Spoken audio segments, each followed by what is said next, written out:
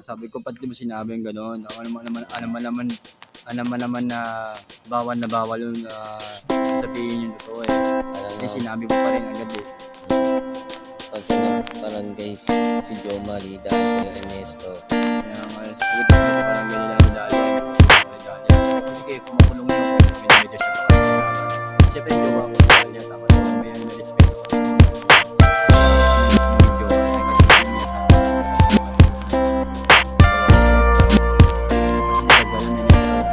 kung nakikinig ka sa amin, yung mga Sana hindi mo sinabi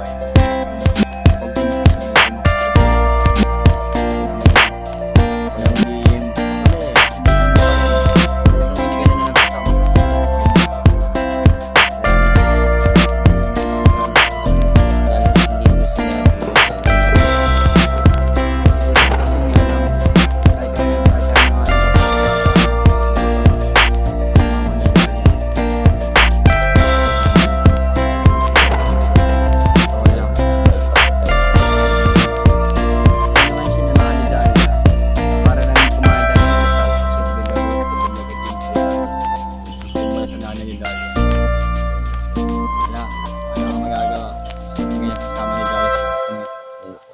Pala mo sinama ka ni Jomari.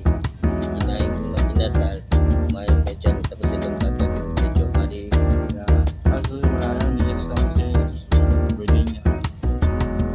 Tapos naman sa Rida, tapos namin umalis si mama ni Dalia sa Pagbalasik ka sa dako.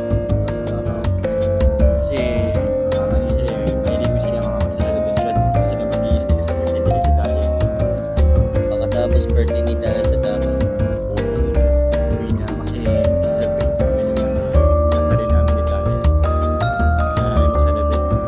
Mansari namin ni Dalia para lahat na Ernesto, hindi pa rin. Dapat hindi sinabi yun Ernesto. Huwag mo ulitin yun. Pag inulitin mo yun, wala na magagawa na Ernesto. Wala naman natin magagawa ni Ernesto kasi kung makukulong ko, bahala kayo dyan. Sinong tutulong sa inyo, wala. Wala.